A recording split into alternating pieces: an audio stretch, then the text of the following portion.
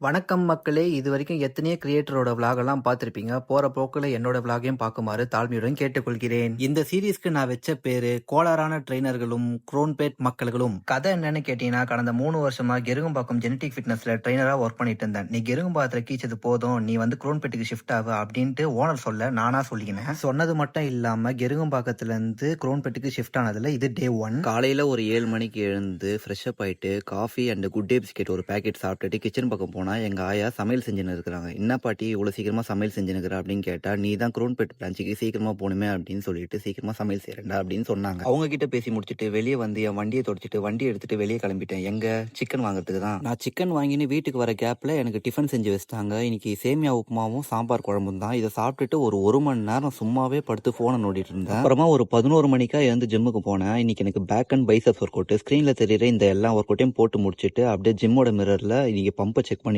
வீட்டுக்கு வந்துட்டேன். வீட்டுக்கு வந்த கையோட குளிச்சுட்டு ஜிம் யூனிஃபார்ம் மாத்திட்டு சாப்பிட உட்காந்துட்டேன். இன்னைக்கு சாப்பாடுன்னு பார்த்தீங்கன்னா சாம்பார் சாதம், சிக்கன் தொக்கு அண்ட் வாழைக்காய் ஃப்ரை. இதெல்லாம் சாப்பிட்டு முடிச்சுட்டு குரோன்பேட்டுக்கு கிளம்பிட்டேன். இதுதான் குரோன்பேட் ஜிம்மோட என்ட்ரன்ஸ். இங்கேருந்து உள்ள போய் பார்த்தா மிஷின் எல்லாமே அசம்பிள் பண்ணிட்டு இருந்தாங்க. வேலை ரொம்ப பொறுமையாக போகுதுன்றதுனால நானும் என் ஓனரும் கோதலை குடிச்சிட்டோம். நான் சட்டையை கட்டிட்டு எல்லா மிஷினையும் யார் கட்ட ஆரம்பிச்சிட்டேன். அப்புறம் ஒரு 8 மணிக்கா எனக்கு டயர்டா இருக்குன்னு சொன்னேன். சரி ஓனர் நீ வீட்டுக்கு கிளம்புற அப்படின்னு சொன்னாரு. வீட்டுக்கு வந்து மத்தியானம் சாப்பிட்ட அதே மீல் ரிப்பீட். சாப்பிட்டு முடிச்சுட்டு தூங்க போயிட்டேன். பாய்.